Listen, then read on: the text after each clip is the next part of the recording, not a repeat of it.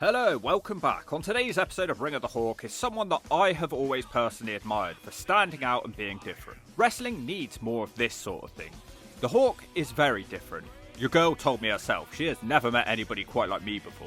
Everybody in wrestling is so damn handsome nowadays, and I'm not trying to knock today's competitors because she purposely made herself look more intimidating.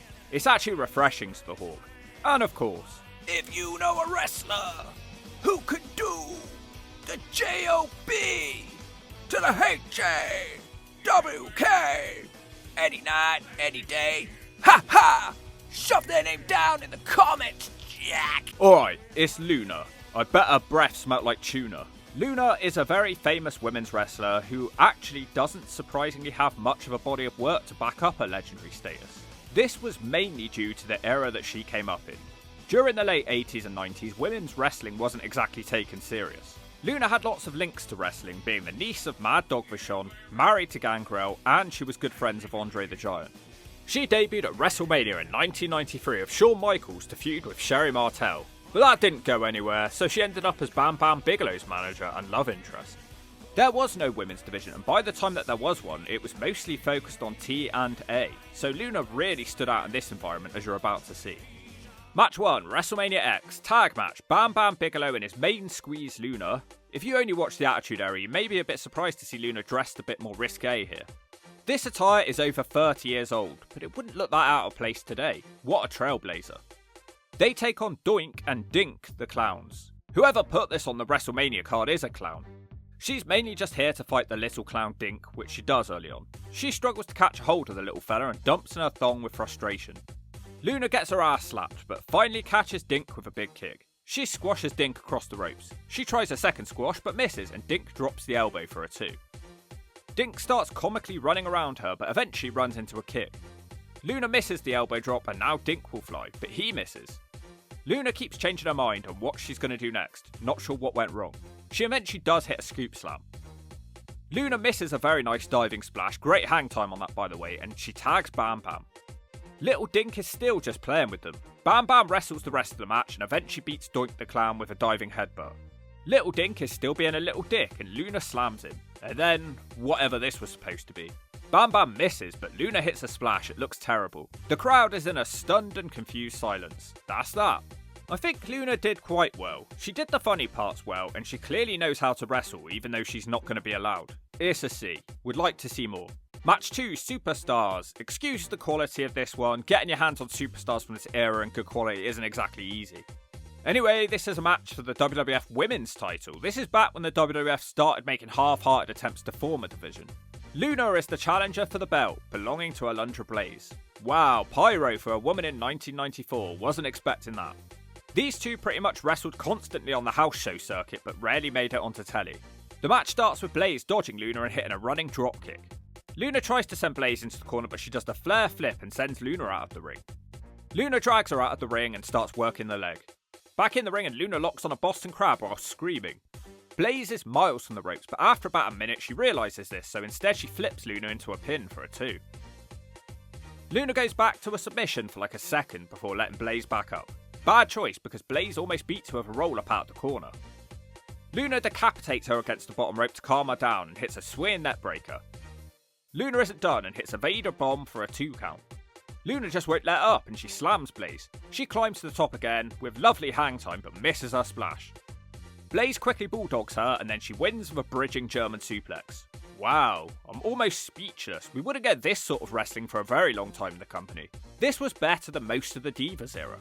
Based on the era we're in here and my shock at seeing this one, I need to see more of this. It's a B from the Hawk. Match 3, Raw Tag Match, Alundra Blaze and Heidi Lee Morgan versus Luna and... wow. You guys thought Luna's haircut was bad, get a load of Bull Nakano, it looks like the Great Wall of China is stuck to her head. See, it's another heel, deliberately making herself uglier. Luna starts with Lee Morgan. Luna misses an attack in the corner and it's transitioned into a German. Wow, just a 2. Lee Morgan almost beats her again with a running crossbody. Luna then takes her down by a haircut and forces her into the corner where Bull does a choke with the ref distracted. No tag is made, instead Luna hits a slam and a splash from the ropes, just a 2.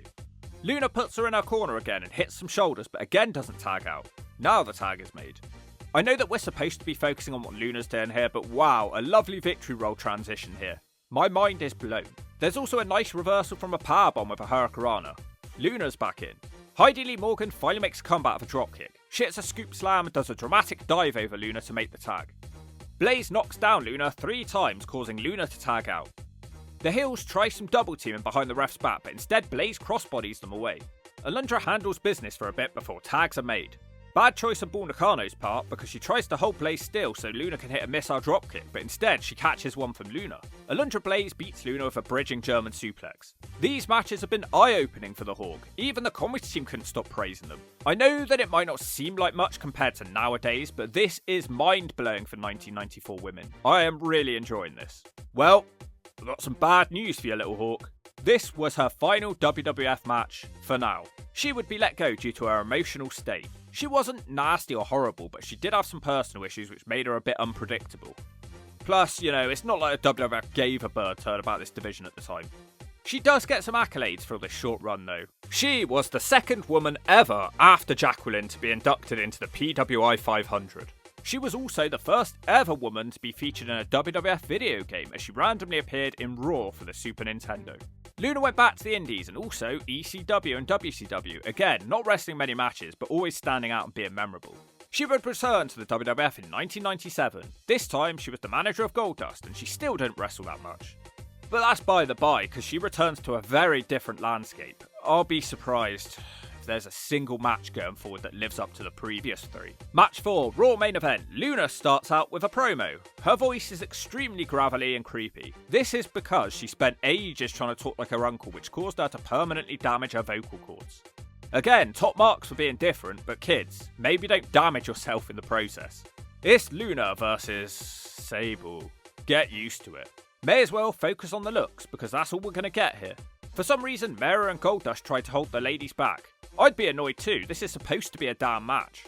The crowd are loudly booing. Sable eventually charges her, but there's still dorks everywhere. Sable tries to rip Luna's clothes off, and Goldust just carries Luna away. Somehow, Sable gets injured in the process. What a mess, it's an S. Match 5, WrestleMania 14 mixed tag, Luna and Goldust versus Mark, Mero and Sable. Sable looks like she's on something. Sable demands to start with Luna. That doesn't happen. The men end up wrestling this one for ages. My interest in this run has instantly diminished. Sable and Luna finally get the tag. Sable double legs her and catfight starts. Sable throws martial arts kicks in the corner and hairbills Luna across the ring. Sable clotheslines Luna out of the ring. Luna is humiliated and she tags out. Well, this sucks. It's actually a pretty nice little match when Mero and Goldust are in there. Luna's had enough of watching good wrestling and she attacks Mero. Sable tags a man and has Goldust covered. She pats the mat like a dumbass to get the ref's attention as Luna climbs to the top. She tries a big splash but hits Goldust instead. Sable beats Luna with the power... Wait, Luna kicks out of the Sable bomb? That's a surprise. Luna squashes Sable against the ropes but misses her second one. Sable reverses whatever her next move is supposed to be and she hits the TKO for the 1-2-3. Luna's still clearly trying here but miles off the last matches. It's a D from the Hawk. Match 6, Raw, Luna versus Jobber, Matt Knowles. Apparently, it's the first ever intergender match in the WWF. Not sure if that's actually true. Once again, a trailblazer. For some reason, Goldust beats him up for ages like he's part of the match. Luna looks like she could actually take this Jobber scrub for real. The bell finally rings. Luna hits a monkey flip and a diving headbutt, and that's the whole match. It didn't even go 30 seconds. I don't know, a D. We're not really working with much here. Match 7, Unforgiven 1998, evening gown match, Luna versus Sable. It's funny, Luna is the heel, but technically she's the face, because fans would want Luna to win this one. It goes pretty much as you would expect. Luna removes the first item, and then a distraction allows Luna to get the second to win the match. The only good moment from Luna's perspective is after the match when Luna and Sable disappear under the ring. Sable emerges first, insinuating that she's removed Luna's items. Luna eventually re-emerges wearing Goldust's robe, which got a slight smile off the Hawk. A D for giving the fans what they wanted to see. Match 8, Raw. Princess Luna, okay, so she's now apparently royalty. Even more strange, she's in the Oddities, and do you know who else is part of the Oddities? Sable. Well, hopefully that means no more matches between these two. Well, I can only be sure about this one because Luna is facing Jackie in her WWF in-ring debut. Luna scores the first knockdown with a hair takedown. Luna's squashing Jackie on the ropes, but the cameraman is more interested with what's happening with Sable. Jackie spears the referee out the ring. This is a ref bump. It leads to nothing, by the way. Jackie comes back to the ring hitting hair mares. Jackie hits a giant knee to the whatever is down there. She slams Luna and climbs to the top. Sable shakes the ropes and Jackie falls on her slash zone. Luna hits a swinging neck breaker and now she climbs to the top. Luna hits, I guess, a splash to Jackie's head. Definitely botched. It's a shame that's how this one goes down because you know these two could have had a far better match if allowed. Sadly, it's an S. Match 9, Raw. Moving into 1999 now. A man called Gilbert. I actually consider making his own Ring of the Hawk episode too because he qualifies. Probably should have done it last month with Goldberg in the news. He takes on Luna, who is apparently no longer a princess. Gilbert misses a spear in the corner straight away. Luna messes with his nutsack, but the one-man losing streak isn't done and he tries a jackhammer. He makes the mistake of dropping Luna on top of him. She doesn't want the match to go down like that though, and instead she hits a top rope splash for the 3. She gets attacked by a recently debuting Tori after the match. Not much to say, it went about a minute, it's a D. Match 10, Royal Rumble, Women's Title Strap Match. Luna versus the champion Sable yet again, I just don't care. All they talk about is how it's Luna's dream to become the women's champion. Well, she better keep dreaming with Sable as champion. Even with Sable coming into this match with a damaged back and the commentary team constantly pointing out that Sable is not really a trained wrestler, she still manages to win. Thanks to the help from her stalker, Tori. It's a D for hitting a backbreaker and having to keep doing this garbage with a woman that she clearly hated. And by the way, the Hawk isn't a Sable hater, I just know in hindsight what was going on behind the scenes and it kind of makes for uncomfortable viewing. Match 11, Raw. Every women's match has to start with a Sable appearance, even if she isn't actually having the match. Sable stalker Tori will be having this match. As Luna enters the ring, the commentary team ask, who? Luna attacks Tori like a vicious pit bull. Nice DDT from Luna now. It doesn't matter as the camera keeps zooming in on Sable. Then the bell just rings after 30 seconds. Luna has been DQ'd or something. Luna looks like a crazy old cat lady screaming out her window at Sable, who just ignores her. It's an S, a horrible experience. Match 12, Raw. Oh no, a wild slapnut. Triple J, Jeff Jarrett. He takes on Luna in a singles match because despite there being many women in this company at this point, none of them are deemed good enough to wrestle. They're all still memorable in their own ways though. Luna charges down the ramp and gets a stomp down from Jarrett. Luna does manage to land a boot, but Jeff aggressively smacks her back down. Jeff destroys her on the ropes. That might reignite her vocal cords. Jeff again gets aggressive, hurling her into the corner and hitting knees. Ivory feels sorry for her, I guess, or not, as she bashes Luna with Slapnut's guitar, and Luna has beaten Jeff Jarrett on a DQ. Slapnuts is livid, he does not like losing. It's a D for beating Slapnuts. Match 13, Unforgiven 99, women's title hardcore match. Luna challenges for Ivory's belt, who jumps over a trash can in the back. Luna starts out throwing her into the walls and tries to throw a PC monitor at her. Luna shoves Ivory's head into a photocopier. Lots of technology getting smashed up in this one. Luna and a cameraman fall over some sort of structure. Ivory desperately tries to put her into a trash can, which doesn't work.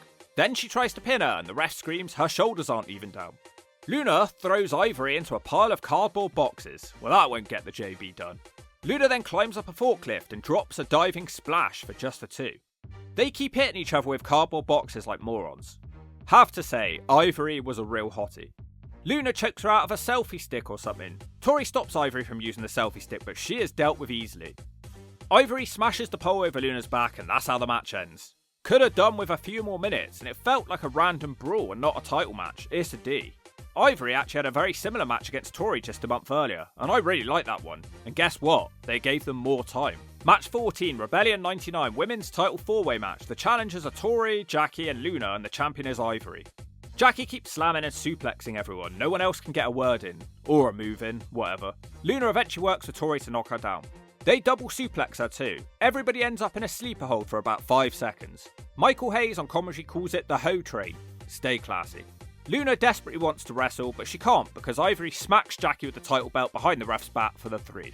Not worth the effort of finding this match, shove it. Match 15, Survivor Series 1 full match. 8 women's tag, Mae Young, the Fabulous Moolah, Tori and Deborah versus Jackie, Luna, Terry Runnels and Ivory. What a team, I bet they lose. The old ladies barge over Ivory straight away. Luna to the rescue.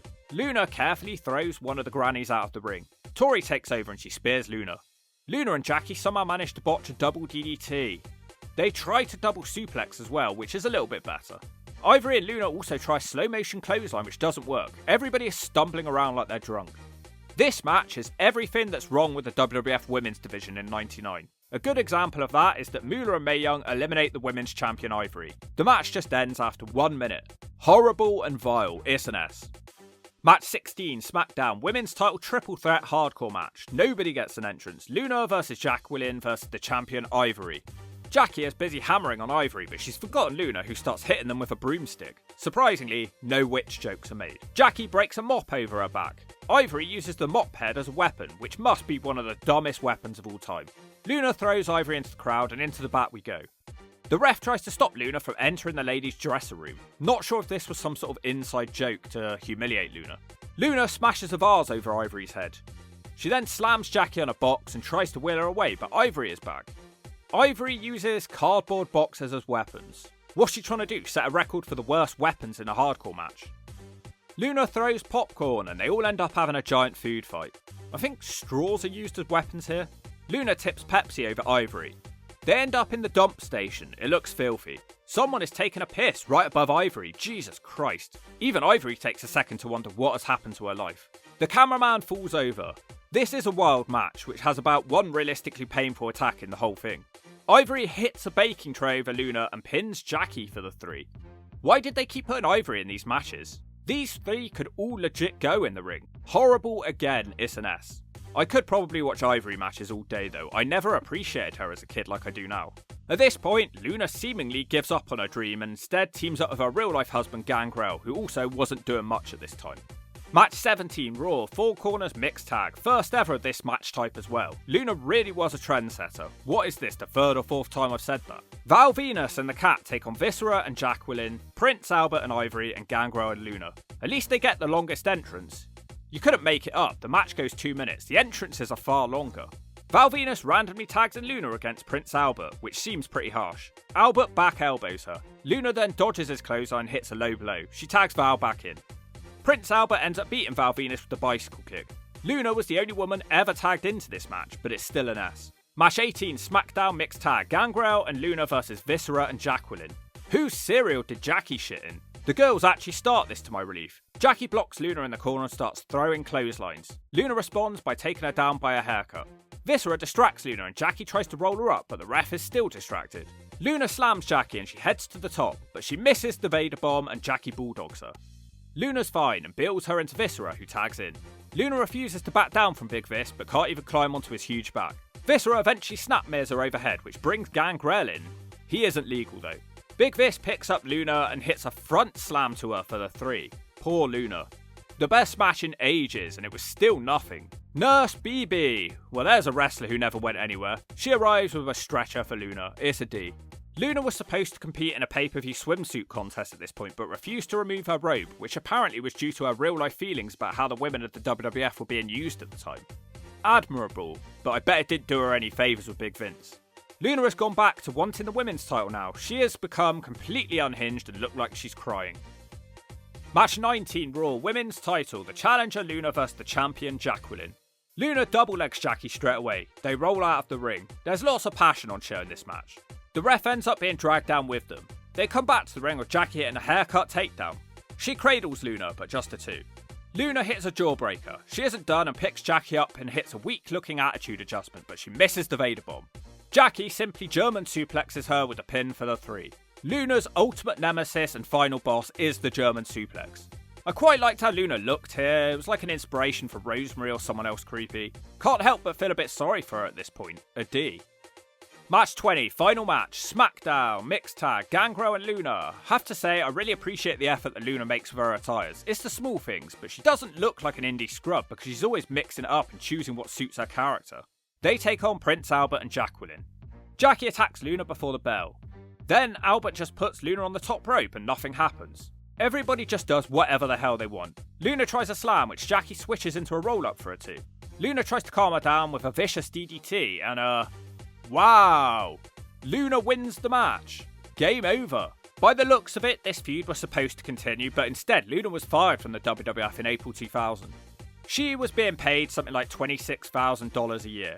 Jim Ross stated that her firing was due to her having backstage problems, mental health problems, and insecurities. She regularly cried and caused problems. She was given no help, as these were the times. In later interviews, it's come out just how horrible it was working with Sable. Luna was being threatened daily about not hurting their prize star. When she came back through the curtain after matches with Sable, nobody cared about her and didn't even say thank you. Owen Hart was the only guy who was there for her, and they shed tears together in private. Surprisingly, Luna never ended up in TNA and spent the next 10 years doing the indies and the World Wrestling roid stars whilst battling her addictions. Luna was found dead in 2010 after an accidental overdose at the age of 48. She would be inducted into the WWE Hall of Fame 9 years later. Wow, this wasn't supposed to be a sad video, but now that's how I feel. Hawks have emotions too, you know. Here was a girl who was clearly the peak of women's wrestling in the early 90s. It didn't work out, and when she got a second chance, she essentially had no chance because it was all about sex appeal. You could kinda understand how something like that would cause mental health problems. I'm annoyed that we didn't get to see more from Luna because she was obviously capable. The only small positive is that the Hawk can take this stuff into consideration when choosing her final grade. Good wrestler, memorable, always putting in effort, trailblazer, yeah, she was good. A victim of her own circumstances, perhaps. It may be boring, but the Hawk is going to shove her a C. Whilst I liked her, I don't think the run itself was spectacular. I mean, come on, she ain't going above Hogan. But yeah, I really like watching this one back, for good and bad, and if you don't agree with that, I'll take your girl and make you sad.